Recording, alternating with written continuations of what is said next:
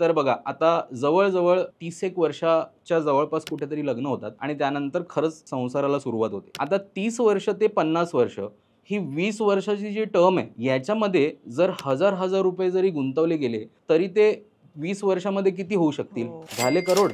खरंय. कसं आहे, जेव्हा माझे पैसे त्याचं डिसिजन जेव्हा मी घेणार, हा जो काही कॉन्फिडन्स आहे ना महिलांमध्ये आला ना, तर त्या डिसिजन मेकिंग करू शकतील. म्हणजे आत्ता जर तुम्ही मला विचाराल, तर 13 वर्षाचा शर्व देवस्थळे म्हणून विद्यार्थी आहे माझा, की जो स्टॉक मार्केटचा टेक्निकलचा अभ्यास एकदम उत्तम करतोय. खरं सांगू का, माझ्यासाठी रॉकेट सायन्सच वाटतं ते. आज मी यांचा इंटरव्ह्यू घेते, पण मी खरं सांगायला गेलं तर मी तिकडे जाऊन बसली आहे आज, की काय मला कळणार आहे, काय मी शिकणार आहे इथे. आणि म्हणूनच अगदी बेसिकपासूनच माझी इच्छा होती की कळावं. मुळात काउन्सिलिंग खूप गरजेचं असतं. करेक्ट. महिलांसाठी काउन्सिलिंग काय इम्पॉर्टंट आहे, कारण आपल्याला जे पैसे येतात ते FD करा किंवा सोनं घ्या, याच्या पलीकडे आम्हाला गुंतवणूक माहितीच नाही हो. अपॉर्च्युनिटीज आहेत, आपले पैसे वाढण्याच्या काही अपॉर्च्युनिटीज असू शकतात, यापासून आम्ही वंचितच राहतो खरं सांगायला गेलं तर. आता मी या गृहिणींसाठीच विचारते की त्यांच्यासाठी सुरक्षित अशी गुंतवणूक कुठली असू शकते. नमस्कार मंडळी, चारची कॉफी स्मिता बरोबर या इन्फॉर्मेटिव्ह गप्पा सत्रामध्ये पुन्हा एकदा सगळ्यांचं अगदी मनापासून स्वागत आहे. आर्थिकदृष्ट्या जर आपल्याला सक्षम व्हायचं असेल तर गुंतवणूक करणं हे खूप महत्त्वाचं असतं. महिलांनी एक्झॅक्टली कुठे गुंतवणूक केली पाहिजे, कशा पद्धतीनं केली पाहिजे आणि त्याचा मार्ग कसा असला पाहिजे, याबद्दल मार्गदर्शन करण्यासाठी आपल्याकडे स्टॉक ट्रेडर मेंटॉर इथे आलेले आहेत स्टुडिओमध्ये, जे आपल्याला उत्तमरित्या मार्गदर्शन करणार आहेत आणि 3 सोपे मार्ग सांगणार आहेत की आपण स्त्रियांनी एक्झॅक्टली कुठे गुंतवणूक केली पाहिजे. आणि आपल्याला हे मार्गदर्शन करण्यासाठी आपल्या स्टुडिओमध्ये विपुल साळगावकर आलेले आहेत. त्यांचं स्वागत करूया. नमस्कार विपुलजी, तुमचं आमच्या स्टुडिओमध्ये खूप खूप स्वागत. नमस्कार. आज आम्हाला खूप छान पद्धतीनं एज्युकेट करा, कारण पैशाची गुंतवणूक कशी करायची हा अतिशय महत्त्वाचा मुद्दा असतो. मुळात आमच्या ज्या महिला सबस्क्रायबर आहेत त्यांनी गुंतवणुकीच्या बाबतीत पहिलं पाऊल काय उचलायला हवं किंवा सुरुवात कशी करायला हवी, हे इथपासून सुरुवात करूया आपण. आणि नक्कीच. त्यानंतर मला सुद्धा तुम्ही जे सांगणार आहात त्याचा प्रचंड फायदा होणार आहे. त्याच्यामुळे मी खरं तर वाटच बघत होती तुमची, की तुम्ही कधी याल आणि आम्हाला मार्गदर्शन कराल. सगळ्यात प्रथम थँक यू व्हेरी मच मला इन्व्हाइट केल्याबद्दल. आणि सगळ्यात सोपी गोष्ट आहे ना, ही पैसे कमवणंच आहे. पण आपण आहे ना भरपूर कॉम्प्लिकेट करतो या गोष्टीला. हो. साध्या सरळ गोष्टींनी आपण भरपूर काही गोष्टी करू शकतो. पण याच्यात आहे ना 2 वेगवेगळ्या गोष्टी आहेत. पहिली गोष्ट म्हणजे बचत करणं. तर बचत कशी करावी? तर ज्या गृहिणी महिला आहेत ना, त्यांना दर महिन्याला काही ना काहीतरी आपल्या नवऱ्याकडून खर्चाला जे पैसे मिळतात, हां. त्यातले पहिले पैसे बाजूला काढायचे आणि नंतर आपला जो घरचा खर्च आहे ना, तो त्याच्यात मॅनेज करायचा. ही सगळ्यात उत्तम सवय जर त्यांनी लावली ना, तर त्यांच्यासारखं करोडपती कोण बनू शकत नाही, एवढं मी नक्की तुम्हाला सांगतो. करोडपती. येस. सी बरं. बेसिकली कसं असतं, की पैसे आहेत ना हळू वाढतात. पण त्याची कन्सिस्टन्सी असणं गरजेचं आहे. आणि ती कन्सिस्टन्सी ही गृहिणींमध्ये, ऑफिसमध्ये जाणाऱ्या बायकांमध्ये आणि ओव्हरऑल वर्किंग प्रोफेशनल्समध्ये ही सगळ्यांमध्येच असते. एक्झाम्पल जर द्यायचं म्हटलं ना, तर बघा आता जवळ-जवळ 30 एक वर्षाच्या जवळपास कुठेतरी लग्न होतात आणि त्यानंतर खरंच संसाराला सुरुवात होते. आता 30 वर्ष ते 50 वर्ष ही 20 वर्षाची जी टर्म आहे, हां. याच्यामध्ये जर हजार-हजार रुपये जरी गुंतवले गेले, तरी ते 20 वर्षामध्ये किती होऊ शकतील? हो. झाले करोड. खरंय. सो या सगळ्या गोष्टींचा जर आपण विचार केला, तर पहिली गोष्ट म्हणजे आपल्याला जे इन्कम येतोय, या इन्कममधला इन्व्हेस्टमेंटच्या दृष्टीने पहिले पैसे बाजूला करायचे आणि त्यानंतर मग आपले खर्च ठरवायचे.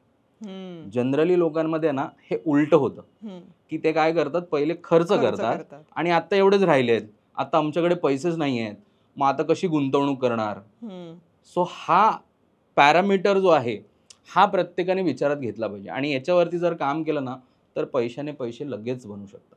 पण काय ना, बऱ्याच गृहिणी ज्या असतात, तुम्ही म्हणालात तसं की त्यांना जे पैसे घर खर्चासाठी मिळालेले असतात, त्यातून त्या बिचाऱ्या कशा काय बचत करू शकतील, किंवा त्यातून म्हणजे इतके कमी पैसे असतात, त्यामध्ये कधीतरी साडी घ्यावीशी वाटते, कधीतरी स्वतःसाठी ज्वेलरी घ्यावीशी वाटते, याच्यातून कशी बचत करायची, म्हणजे हे किती अवघड होतं. तसं म्हणणं तुमचं बरोबर आहे, अगदीच चुकीचं आहे असं नाही. हम्म. पण मला सांगा, स्मिता, तांदळाच्या डब्यात ठेवलेले पैसे वाढणार आहेत का? नाही, खरंच मी तुम्हाला प्रश्न विचारतो, तांदळाच्या डब्यात ठेवलेले पैसे वाढणार आहेत का? नाही. नाहीच. सो उलट हेच डिमॉनिटायझेशनच्या काळात ते पैसे सगळे गेले, त्यामुळे वाढत तर नक्की नाहीत. सो माझं हेच सांगणं आहे की जे पण काय आपण बचत करणार आहोत, हम्म. आत्ता जर तुम्ही बघायला गेलात ना, तर या आधुनिक जगामध्ये जे तंत्रज्ञान विकसित झालंय हम्म. त्याच्यामध्ये बरेचसे ॲप्स आलेत हम्म. की ज्याच्यामध्ये ना तुम्हाला 100 रुपयामध्ये पण इन्व्हेस्टमेंट करायला मिळते. बरं. पण ह्याची खरंच एज्युकेशनल लेवलला आपल्यापर्यंत हे पोचलंय का, हम्म. हम्म. हा दृष्टिकोन महत्वाचा आहे. हम्म. मला सांगा, बऱ्याचशा महिलांकडे स्मार्टफोन असतील, हम्म. हो 90% महिलांकडे तर स्मार्टफोन आहेत. हो. पण मग आपण त्याच्यावरती ज्या रील्स बघतो त्याच्याऐवजी आपण आर्थिकदृष्ट्या सक्षम होण्यासाठीचा कॉन्टेंट पाहतो का? हा, सो हा अवेअरनेस गरजेचा आहे. बरोबर. सो हे जर केलं तर नक्कीच हे मार्ग मोकळे होऊ शकतील. हम्म. हम्म.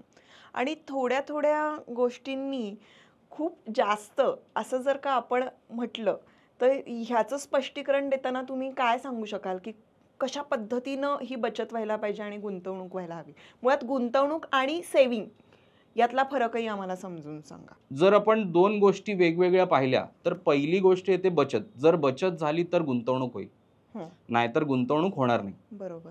सगळ्यात पहिलं तर गृहिणींनी काय केलं पाहिजे की आपला इमर्जन्सी फंड हा वेगळा काढला पाहिजे. ओके. फॉर एक्झाम्पल, जर त्यांना महिन्याला घर खर्चासाठी 5,000 रुपयाची गरज असेल हं. तर त्यांच्याकडे पुढच्या 6 महिन्याचा इमर्जन्सी फंड हं. हा असला पाहिजे. बरं. जर त्याची तयारी झाली हं. की त्यानंतर मग आपण गुंतवणुकीकडे जाऊ शकतो. अच्छा. हां. हां, कारण कसं असतं, जेव्हा आपण एखादा मार्ग पकडतो तो मला 200 किलोमीटर जायचं आहे, पण जेव्हा 100 किलोमीटरवरती आपण पोहोचतो तेव्हा आपण निर्धास्त असतो. बरोबर. बरं, ते 100 किलोमीटर जाण्यासाठी जे काय पेट्रोल आपल्याकडे असतं हं, ते जर कमी झालं किंवा रिझर्ववरती आलं तर जी धाकधूक होते हं. तीच धाकधूक घर चालवताना पण होते. बरोबर. हां. सो या दृष्टीने जर आपण बघायला गेलो ना, तर मी सांगेन की सगळ्यात पहिला इमर्जन्सी फंड आला पाहिजे. हं, त्याच्यानंतर प्रत्येक गोष्टीसाठी, फॉर एक्झाम्पल, आता आपण काही टार्गेट्स प्लॅन करतो. जसं लग्न झाल्यानंतर मुलं होतील, मुलं झाल्यानंतर त्यांचं शिक्षण होईल, हं, मग त्याच्यानंतर ते कामाला लागतील, अशा हं. बऱ्याचशा गोष्टी असतात. हं. पण मग याच्यातले छोटे छोटे टार्गेट्स तुम्ही पकडले पाहिजेत आणि त्यासाठी वेगवेगळी सेव्हिंग अकाउंट्स केली हं. पाहिजेत. ओके. की माझा मुलगा आज 2 वर्षाचा आहे, हं. पण त्याला 10वीच्या नंतर किंवा 12वीच्या नंतर त्याला कुठेतरी वेगळ्या क्षेत्रात जायचं असेल, हं. तर त्यासाठी त्याला किती पैसे लागणार आहेत? हं. मग त्याची सुरुवात 500 रुपयापासून करा. बरं. ते 500 जेव्हा जमा होतील हं. आणि जेव्हा ते 5,000 होतील, हं. तेव्हा ते 5,000 तुम्ही SIP मध्ये गुंतवणूक करू शकता, म्युच्युअल फंडमध्ये गुंतवणूक करू शकता, हां. की ज्याच्यावरती तुम्हाला 18% रिटर्न, बेअर मिनिमम रिटर्न मिळू शकतो. बरं, बरं. सो या दृष्टीने आपण पावलं उचलली पाहिजे. बरं, बरं.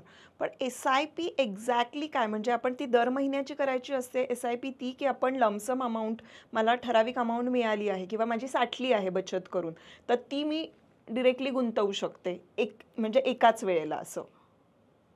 याच्यासाठी आहे ना, खूप सारे मिथ्स आहेत की आमच्याकडे खूप मोठे पैसे असले पाहिजेत, की आम्हाला केवढी अमाऊंट.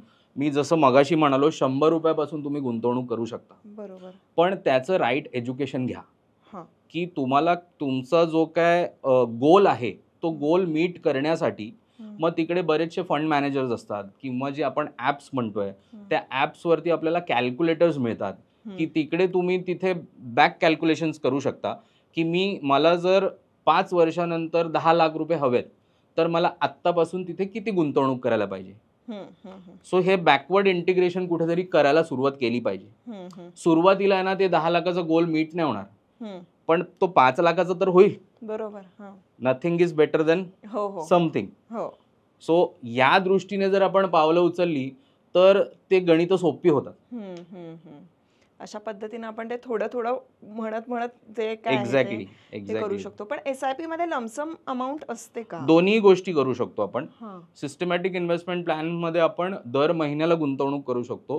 3 महिना, 6 महिने, 9 महिने, 12 महिने या इंटरव्हल्सने करू शकतो. बरं. किंवा तुम्ही लमसमही करू शकता. बरं. त्यानंतर तुम्ही दर दिवशीही करू शकता. सो एवढ्या अपॉर्च्युनिटीज आहेत. आणि कमीत कमी किती पैशाची गुंतवणूक असली पाहिजे SIP मध्ये, म्हणजे कमीत कमी किती अमाऊंट? मला जर विचाराल ना स्मिता, तर मिनिमम 2,000 रुपये महिना हां. या दृष्टीने आपण कुठेतरी विचार केला पाहिजे. हां. पण that is all connected to your goal setting असली पाहिजे. बरं. की माझं हे शॉर्ट टर्म गोल आहे. फॉर एक्झाम्पल मला लडाखला फिरायला जायचं आहे हं. आणि मला त्याच्यासाठी 3 लाख रुपये खर्च आहे हं. आणि ते माझं प्लॅनिंग आहे की मी 6 महिन्यानंतर लडाखला जाणार आहे. हं. सो त्यासाठी माझं बॅकवर्ड इंटिग्रेशन झालं पाहिजे हं. की माझ्या रोजच्या खर्चामधून मला माझी ट्रिप प्लॅन करायची आहे. हं. सो त्यासाठी मी एवढा फंड बाजूला करणार हं. आणि तो एवढ्या पैशांनी एवढ्या रिटर्नवरती कंपाऊंड होणार. हं. हे साधं गणित आहे. बरं. पण बऱ्याचदा मार्केट कमी जास्त होत असतो, मग त्यामध्ये ही रिस्क असते ना, म्हणजे SIPs मध्ये सुद्धा. सपोज मी 2 वर्षासाठी गुंतवलं, मी असा विचार करून चालले की मला 2 वर्षांनी अमुक अमुक अमाऊंट मिळावी आणि ती मी गुंतवत असताना त्यावेळेला मार्केटची परिस्थिती काय असेल त्याप्रमाणे ते खाली पण जाऊ शकतं किंवा वरही जाऊ शकतं. मग त्यावेळेला मला जर पैसे हवे असतील तर मग ते कसं काय असू शकेल? बरं, तुम्ही एक छान शब्द उच्चारलात, रिस्क. हां. आता लहानपणापासून आहे ना आपल्याला बऱ्याचशा गोष्टींची भीती घातली जाते. हां. बरोबर आहे. हं. तुम्ही पोहायला शिकताना तुम्हाला बुडण्याची भीती असते. हं. तुम्ही रस्ता क्रॉस करताना तुम्हाला अपघात होण्याची भीती असते. बरोबर. पैसे गुंतवताना हं. जनरली आपल्याला ही भीती असते की ते हं. जातील. हो. हा एवढाच फक्त फरक असतो. हां. पण मला सांगा, ह्या ज्या अगोदरच्या गोष्टी मी म्हणालो, पण त्याच्यामध्ये रिस्क असताना पण आपण त्या करतोच आहे ना. हो. पोहणं म्हणा किंवा रस्ता क्रॉस करणं म्हणा. हं. तसंच हे. हं. See, you have to get there. हं. वॉल्ट डिझने एक वाक्य सांगतात, हं. Shut your mouth and start doing it. हं. That's the right thing to do. हं. सो काय होईल, एकदा पैसे जातील, हं. दोनदा जातील, फार फार तर 5 वेळा जातील. हं. पण 6व्या वेळेला तर तुम्हाला त्या अनुभवातून कळेल हं. की मागच्या 5 वेळेला मी काय चुकी केली. हं. हं. हं. आणि मार्केट आहे ना, आपली इंडियन इकॉनॉमी ही खूप स्टेबल आहे. हं. ज्या पद्धतीने आपलं इंटरनॅशनल राजकारण चालू आहे हं. आणि ज्या पद्धतीने पावलं उचलली जात आहेत, हं. सेन्सेक्स पुढे 1 लाखाच्या वरती जाईल एवढी माझी गॅरंटी आहे. हं. बरं. पण मग गृहिणींनी SIPs आणि म्युच्युअल फंड्स करावेत असं तुम्ही सजेस्ट कराल? 100%. बरं. म्हणजे त्यातून त्यांना सेव्हिंग होणार आणि फायदाही होणार. ॲब्सोल्युटली. फायदा आणि सेव्हिंगच्या व्यतिरिक्त आहे ना, त्यांचा कॉन्फिडन्स खूप बिल्ड होईल. बरं. कसं आहे, हं. जेव्हा माझे पैसे, हं. त्याचं डिसिजन जेव्हा मी घेणार, हं. हा जो काही कॉन्फिडन्स आहे ना महिलांमध्ये आला ना, हं. तर त्या डिसिजन मेकिंग करू शकतील. बऱ्याचशा वेळेला हल्ली आता माझ्या असं ऐकिवात येतं की एखाद्या माणसाला जर विचारलं की बाबा असं असं आहे, तर बायकोला विचारून सांगतो. हं. हे नेहमी ऐकायला मिळतं. हो, हो. गृहिणी आहे ना, दिवसभरामध्ये खूप काम करतात, मान्य आहे. हं. पण आहे ना, त्यांनी थोडा वेळ अजून याच्यासाठी बाजूला काढला ना, हं. तर नक्की त्या ना या क्षेत्रामध्ये पारंगत होऊ शकतील. हां, म्हणजे त्यांना तो आत्मविश्वास मिळेल एक्झॅक्टली. आणि मला असं वाटतं एक पाऊल पुढे टाकण्याची गरज असते आणि त्यासाठी गरज नाही आहे की आपण बाहेर जाऊन काम केलं. आपल्याकडे जे आहे त्यात बचतीतून आपल्याला गुंतवणूक सुरू करायची. ॲब्सोल्युटली. आता मी या गृहिणींसाठीच विचारते की त्यांच्यासाठी सुरक्षित अशी गुंतवणूक कुठली असू शकते? सुरक्षित गुंतवणूक जर तुम्ही मला विचाराल, तर SIP, mutual funds, this is the primary segment की हं. ज्याच्यावरती आपण सुरुवात करू शकतो. हं. FD मी तुम्हाला सजेस्ट करणार नाही, कारण आपला जो काय महागाईचा रेट आहे हा हं. जवळजवळ 6% आहे. आत्ता बँका कुठेतरी 8% वरती रिटर्न द्यायला चालू केलेत हं. FD वरती. हां. पण FD ही जनरली तुमच्या इमर्जन्सी फंडसाठी असावी, की तुम्हाला कधीही जर पैसे लागणार असतील तर ते इमर्जन्सी फंड्स म्हणून FD मधून तुम्ही काढू शकाल. मग किती अमाऊंट म्हणजे किती टक्के आपण FD साठी ठेवावेत आणि किती टक्के आपण SIP किंवा म्युच्युअल फंड्स असे मार्केटमध्ये जाणारे ह्याच्यासाठी आपण गुंतवणूक ठेवावी? तुम्ही काय सजेस्ट कराल? सी ओव्हरऑल बघायला गेलं ना तर प्रत्येकाने हा आपल्या आपल्या दृष्टीने ठरवायचा विषय आहे. हां. कारण कसं आहे, आज कोणाचं उत्पन्न 1,00,000 रुपये आहे, तर कोणाचं उत्पन्न 5,00,000 रुपये पण आहे, तर कोणाचं 50,000 आहे. हं, तर हे व्हेरिएबल आहे. हं, हं, तर मला असं वाटतं की SIP जेव्हा आपण करतो तर जे फंड मॅनेजर्स असतात हं, किंवा माझ्यासारखा एखादा आर्थिक साक्षर करणारा जो व्यक्ती आहे हं. त्याच्याबरोबर बसून, जसं आपण डॉक्टरकडे जाऊन एखादी गोष्ट आपण म्हणतो की बाबा माझ्या पोटात दुखतंय, बरोबर. तसं तुमचा आर्थिक दृष्ट्या हे तुम्ही कसं काय इम्प्रूव्हाइज करू शकताय हे तुम्ही कन्सल्ट केलं पाहिजे. एक्झॅक्टली. की बाबा माझा आज महिन्याचा इन्कम एवढा आहे, तर याच्यामध्ये मी कशा पद्धतीने गोष्टी केल्या पाहिजेत. Correct. That's the success story of investing असं मला वाटतं. बरं, म्हणजे कन्सल्टिंग यामध्ये खूप महत्त्वाचं आहे. कारण तुम्हाला एक्झॅक्टली तुमच्यासाठी काय सूट करतं, तुमच्यासाठी काय प्रोग्राम्स असू शकतात, हे वैयक्तिकच आहे ना, म्हणजे सगळं एकदम बरोबर, एकदम बरोबर. पण ज्या ज्या महिलांचं, आता ज्या जॉब करतात महिला, त्यांचं रेग्युलर इन्कम आहे, मंथली जे काही ठराविक इन्कम आहे, त्यांच्यासाठी तुम्ही कुठले इन्व्हेस्टमेंट प्लॅन सांगाल? ज्या महिला वर्किंग आहेत ना, त्यांनी आहे ना ॲक्टिव्हली स्टॉक मार्केटकडे बघायला पाहिजे. बरं. रिझन बिईंग दॅट जेवढ्या पण इन्व्हेस्टमेंट्स आहेत, ज्या पण आत्तापर्यंत आपण डिस्कस केल्या किंवा ज्या पण मार्केटमध्ये अवेलेबल आहेत, यांची सगळ्याची नाळ आहे ना ही स्टॉक मार्केटशी जुडलेली आहे. बरं. दॅट्स द क्रक ऑफ इट, की ज्याला स्टॉक मार्केट कळलं त्याला गुंतवणुकीचं पूर्ण ज्ञान समजलं. अच्छा. त्याच्यामध्ये जनरली आहे ना टेक्निकल पॅरामीटर्सवरती जर आपण बघायला गेलो तर ते सोप्या पद्धतीने आपल्याला अंडरस्टँड होऊ शकतं की स्टॉक मार्केट कसं चालतं. आणि त्यात असं काही रॉकेट सायन्स नाही आहे की कोणाला ते कळणार नाही. म्हणजे आत्ता जर तुम्ही मला विचाराल तर 13 वर्षाचा शर्व देवस्थळे म्हणून विद्यार्थी आहे माझा, की जो स्टॉक मार्केटचा टेक्निकलचा अभ्यास एकदम उत्तम करतोय. खरं सांगू का, माझ्यासाठी रॉकेट सायन्सच वाटतं ते. का माहितीये? कारण तुम्ही तिथपर्यंत अजून गेला नाही. हां. रिझन बिईंग ते काही असू शकतं की तुम्हाला त्याचा भीती वाटत असेल तुम्हाला त्याची, किंवा तुम्हाला त्याबद्दल कोणी गाईड केलं नसेल, किंवा हात पकडून तिथपर्यंत नेलं नसेल. हो. सो हे मेजर कॉन्सिक्वेन्सेस आहेत. हो, हो. फॉर एक्झाम्पल आता शर्वची स्टोरी मी थोडीशी इलॅबोरेट करून सांगतो. बरं. शर्वने बाबांना सांगितलं की बाबा मी ही परीक्षा पास झालोय. त्याने एक छोटासा क्रॅश कोर्स केला होता ज्याच्यामध्ये म्युच्युअल फंड डिस्ट्रीब्युटर्सना ती एक एक्झाम असते आणि त्याच्यामध्ये तो 64% पास झाला. बरं, त्याच्यानंतर त्याने त्याच्या वडिलांना सांगितलं बाबा मला महिन्याला 3-3 हजार रुपये पाहिजेत, मला स्टॉक खरेदी करायचे. अरे वा. सो त्याचे बाबा खरं सांगायला गेलं तर भांबावले आणि दुसऱ्या सेकंदाला मला फोन होता. बोलतो चिरंजीव असं असं म्हणतायत, काय करायचं? अरे बापरे. मी म्हटलं की एकदा 1 to 1 ला भेटलं पाहिजे. मी म्हटलं त्यावेळेला मला तुमच्या घरातलं कोणी नको. स्मिताजी, मी त्या मुलाबरोबर 2 तास बोललो. माझा फक्त एकच अजेंडा होता. मी जर त्याला 10 प्रश्न विचारले, त्यातल्या 7 ते 8 प्रश्नाची जर त्याने बरोबर उत्तरं दिली ना तर आय विल टीच हिम. आणि जवळजवळ आम्ही 2 तास डिस्कशन केलं.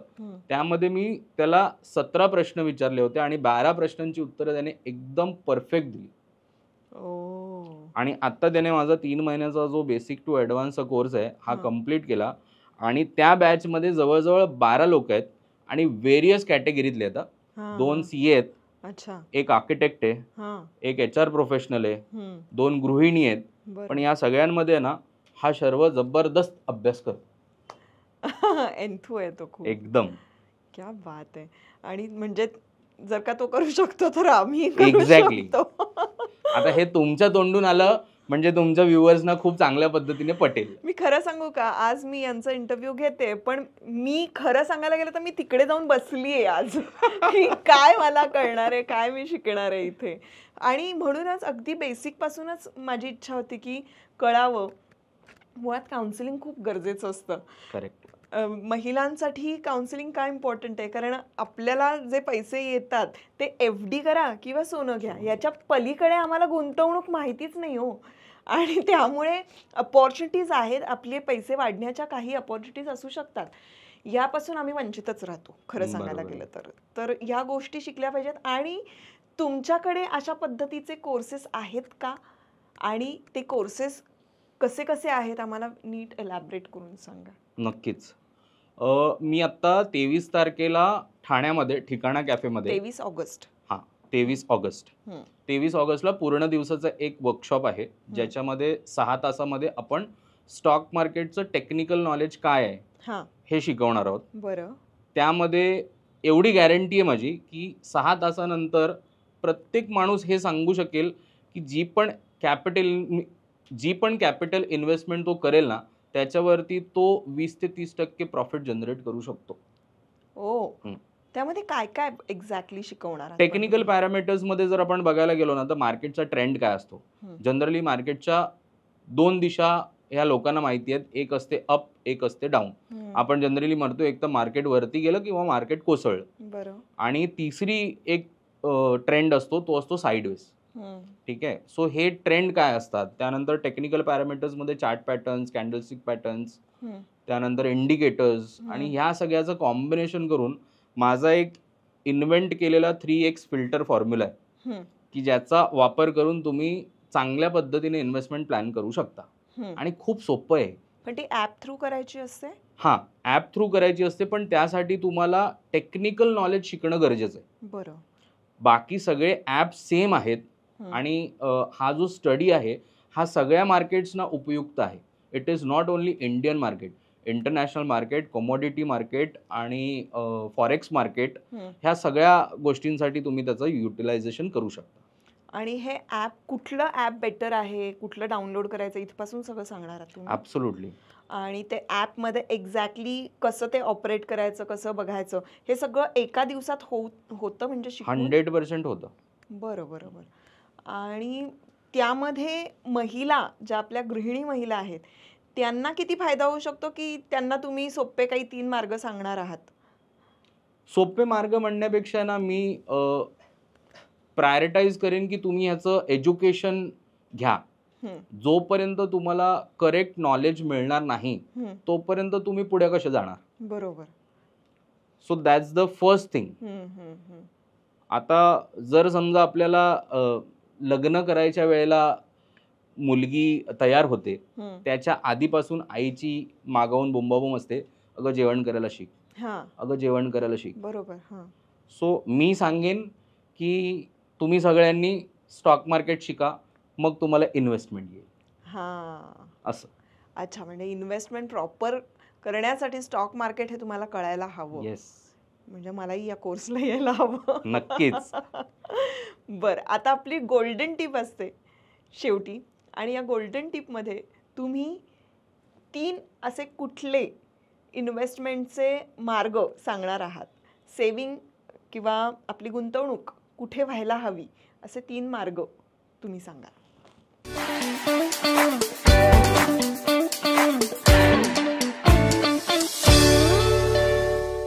सगळ्यात पहिलं तर मी सजेस्ट करीन की तुम्ही सेविंग अकाउंट्स तुमच्या टार्गेटनुसार प्लॅन करा. ओके. छोटे छोटे जे काय तुमचे टार्गेट्स अचीव करायचे तर त्या दृष्टीने तुमची जेव्हा पण ती टार्गेट्स कंप्लीट झाली की त्यानंतर तुम्ही ते पैसे SIP मध्ये इन्व्हेस्ट करायला चालू करा, सो दॅट ते कंपाऊंड व्हायला चालू होतील. दिस इज युअर सेकंड टिप. आणि तिसरी गोष्ट, जर तुम्हाला याच्यात व्हॅल्यू ऍड करून इन्व्हेस्टमेंट्स करायचे असतील तर तुम्ही स्टॉक मार्केटचं टेक्निकल नॉलेज घ्यायला सुरुवात करा. ओके. येस.